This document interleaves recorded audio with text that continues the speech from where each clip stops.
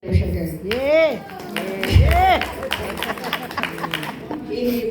வரப்போகும் நிகழ்ச்சி தமிழ் குறு நாடகம் மகாபலி.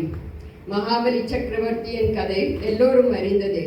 அந்த கதையிலிருந்து ஒரு சிறிய பகுதி இப்பொழுது நாடகமாக அளிக்க இருக்கிறோம்.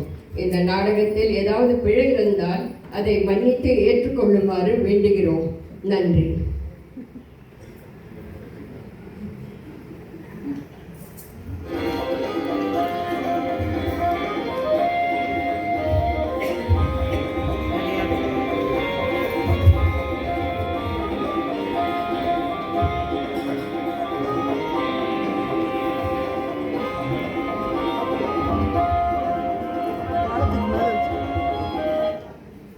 காட்சி 1. மகாபலி ராஜாவின் அரச சபை. மகாபலி மற்றும் குலகுரு சுக்ராச்சாரியார் உரையாடுகிறார்கள்.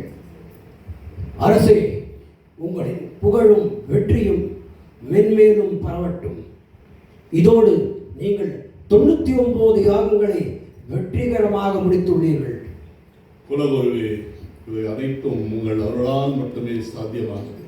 இத்துடன் இன்னும் ஒரே ஒரு யாகம் மட்டும் மீதம் உள்ளது. அதையும் முடித்தீர்களானால் நீங்கள் 100 அஸ்வமேத யாகம் செய்த புகழை அடைவீர்கள். அதோடு மட்டும் இல்லாமல் அந்த தேவேந்திரன் சிம்மாசனமும் உங்களை வந்து சேரும். மேலும் அந்த தேவர்களின் ஆதிக்கமும் மறைந்துவிடும். அப்படியானால் அசுரர்கள் 3 லோகத்திலும் ஆட்சி புரிவார்கள். குலகுருவே, அரசே, இந்த யாகம் உங்களின் தவத்திற்கு மாத்திரமல்ல, எங்களுடைய பலமும் எங்களுடைய அறிவுக்கும் ஒரு சோதனையும் கூட.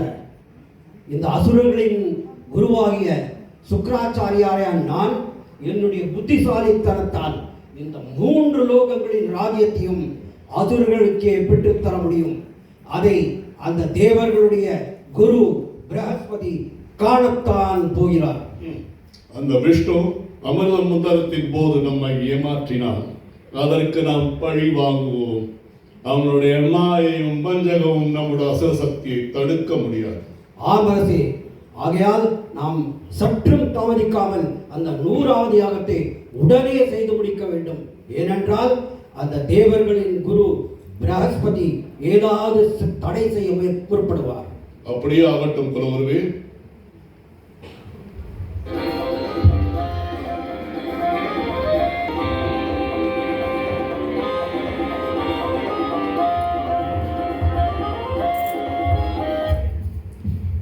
காட்சி 2. மகாவிஷ்ணுவின் சபை. குரு பிரகஸ்பதி அவசரமாக உள்ளே வருகிறார்.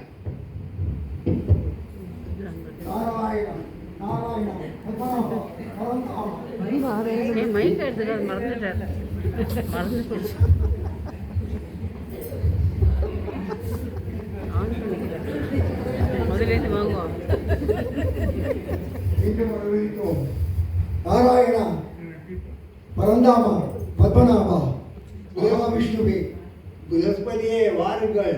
ஏன் இத்தனை வேகமாக ஓடி வருகிறீர்கள்? ஏதோ முக்கியமாயிட்டு பிரச்சனை இருக்கிறதோ? எனக்கு தெரியலாமா? உண்மைதான் பிரபு, நீங்கள் சொல்வது உண்மைதான். பிரச்சனை இருக்கிறது. அதாவது பூலோகத்தில் மகாபலி 100வது யாகம் பண்ண தயாராகி உள்ளான். அவன் அதை நிறைவேற்றிவிட்டால் இந்த உலகத்தையும் அவன் ஆளப்போகிறான். அது எல்லோருக்கும் சங்கடத்தை ஏற்படுத்தும். உங்களுக்கு தெரியும். அவன் தானமும் கர்மமும் செய்ததுனால் அது நல்லதே வரும்.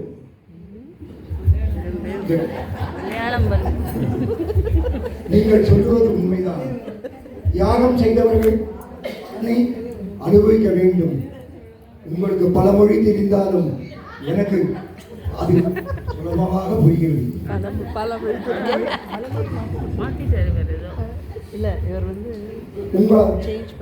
அந்த பலன் அவனுக்கு வந்தால் உங்களுக்கு தெரியும். அவன் மூவலவன் ஆளும் போது தேவலோகத்தில் இருக்கும் தேவர்களுக்கு பெரும் சங்கடத்தை விளைவிப்பான்.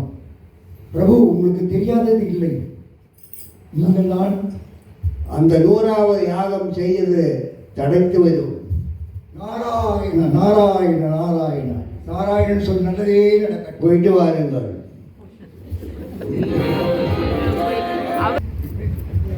காட்சி 3 மகாபலியின் யாகசாலை. இந்த பிரபஞ்சத்தை மற்றும் தேவர்களையும் காக்க மகாவிஷ்ணு வாமனராக அவதாரம் தரித்து யாகசாலைக்கு வருகிறார்.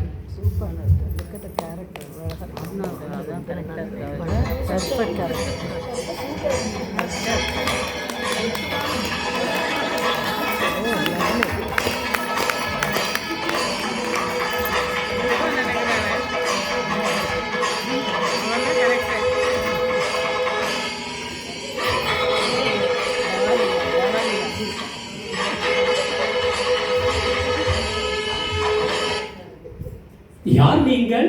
என்ன வேண்டும்? நான் யாஜகம் கேட்க வந்துள்ளேன். அப்படியா? எதுவானாலும் என்னிடம் கூறு, நான் கொடுக்கிறேன் உங்களுக்கு. நன்றி. நான் ராஜாவின் கையால் தான் யாஜகம் பெறுவேன். அப்படியா? சற்று பொறுங்கள். மெய்காப்பாளர் மகாபலி ராஜாவிடம் செல்கிறார்.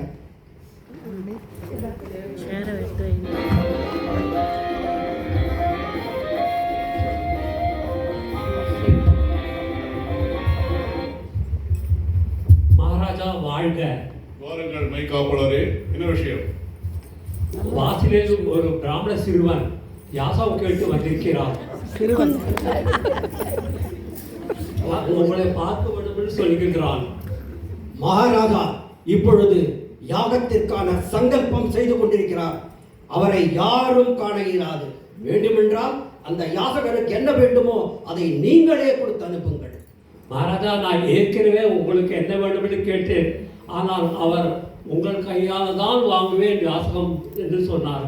யார் அவர்? ஒரு ஏழை பிராமண சிறுவர். சரி, அவரை உள்ளே அழைத்துவார். உத்தரவு ராஜா.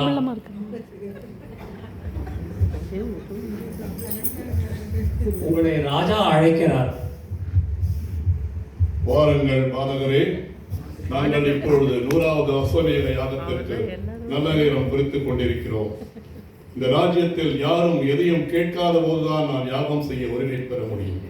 நீங்கள் இங்கு வந்தது நான் பெரும் பாக்கியமாக கருதுகிறேன். என்ன வேண்டும் கேளுங்கள். ராஜாவே, நான் தங்களிடம் ஒரு வேண்டுகோளுடன் வந்துள்ளேன். சொல்லுங்கள், என்ன வேண்டும்? உங்களுக்கு தங்கம், யானை, குதிரை எது வேண்டுமானாலும் கேளுங்கள். நான் உங்கள் ஆசையை நிறைவேற்றுகிறேன். மகாராஜா சற்று பொறுங்கள். எது கொடுத்தாலும் சற்று யோசித்து நிதானமாக செய்யுங்கள். ராஜாவே, சுக்கராச்சாரியர் போன்ற மகா ஞானியை குருவாய் கொண்டவரே, பக்த பிரகலாதனின் பேரனே, தாராள மனமுள்ள விரோதன் மகனே, உங்களால் மட்டுமே இப்படி பணிவாக இருக்க முடியும். 3 லோகங்களிலும் உங்களால் கொடுக்க முடியாதது ஒன்றுமில்லை. ஆனால் ஒரு கற்றறிந்த பிராமணன் தனக்கு தேவையான அளவு மட்டுமே கேட்க வேண்டும் என்று வேதங்கள் கூறுகின்றன. ஆகையால் என் கால்களால் 3 அடி நிலத்தை கொடுத்து உதவி செய்யுங்கள். பாலகரே, என்னுடன் விளையாடுகிறீரா? 3 அடி நிலம், 3 அடி நிலம் நான் உங்களுக்கு கொடுத்த அருள் வாக்கை கொடுக்கிறேன், எடுத்துக் கொள்ளுங்கள். உங்கள் தாராள மனத்தை மதித்து நான் 3 அடி நிலத்தை மட்டுமே கேட்கிறேன். அளந்து எடுத்துக் கொள்ளுங்கள். ஓம், தானம் செய்ய தீர்மானியுங்கள். மகாராஜா சற்று பொறுங்கள். என்ன செய்ய போகிறீர்கள்? நீங்கள் பாலகனாக கருதும் இந்த ஏழை பிராமணனுக்கு 3 அடி நிலம் கொடுக்கத்தான் போகிறீர்களா? எனக்கென்னவோ இது அந்த கடவுள் விஷ்ணுவின் சூழ்ச்சி போல் தோன்றுகிறது. தேவர்களின் வேலையை அவர் செய்து கொண்டிருக்கிறார். நீங்கள் இந்த 3 அடி நிலத்தை இந்த ஏழை பிராமணனுக்கு கொடுத்தால் அவர் உங்களுடைய மொத்த ராஜ்யத்தையும் அபகரித்து இந்திரனுக்கு கொடுத்து விடுவார். மேலும் இவர் உங்களை ஏமாற்றி எல்லாவற்றையும் எடுத்து செல்லிவிடுவார். அதனால் தயவு செய்து இதை உடனே நிறுத்துங்கள். குலகுருவே, தாராள மனப்பான்மையும் கருணையும் கொண்ட ஒரு யாசகன் அவனுடைய ஆசையை நிறைவேற்றி நான் அவர் மோசமான ஒரு விதியை சந்தித்தால் மோசமான விதியும் பெருமைக்குரியது.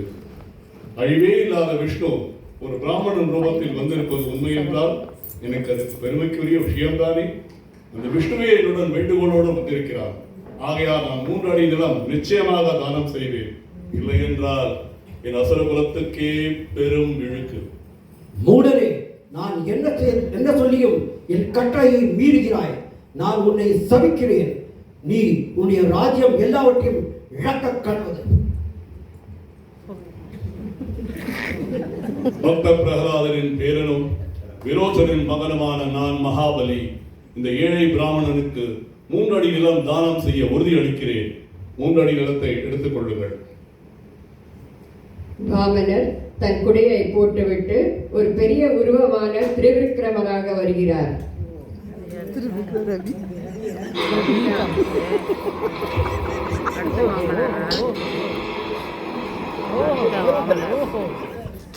Tall man.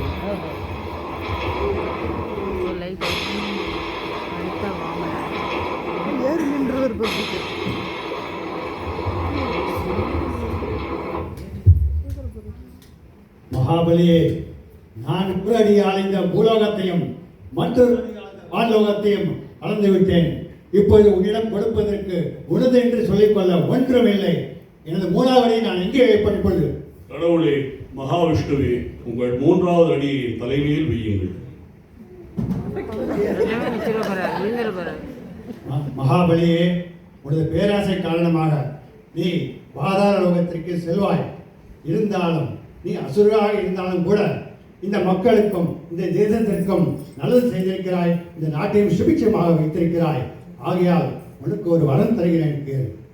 மகாவிஷ்ணுவே, கடவுளே, என் மக்கள் எப்படி வாழ்கிறார்கள் என்பதை ஆண்டுக்கு ஒரு முறை வந்து பார்த்து செல்ல விரும்புகிறேன். ததாஸ்து. நீ ஆண்டுக்கு ஒரு முறை இந்த மக்களை வந்து பார்ப்பது இந்த நாட்டு மக்கள் ஓணம் பண்டிகையாக கொண்டாடுவார்கள். நன்றி மகாவிஷ்ணுவே.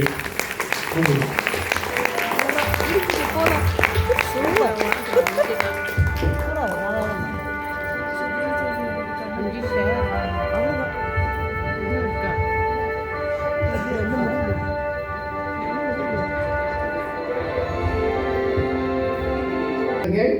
அரண்மனை மெய்காப்பாளர் திரு ராம்ஜி.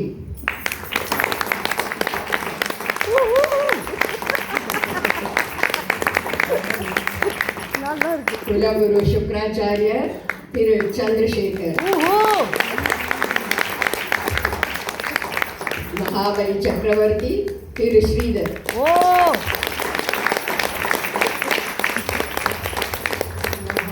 மகாவிஷ்ணு டாக்டர் நாராயணன்.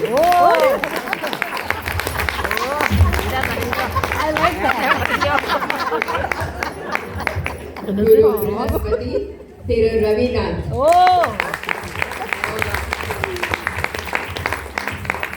வாமனர் திரு வெங்கடேஸ்வரன்.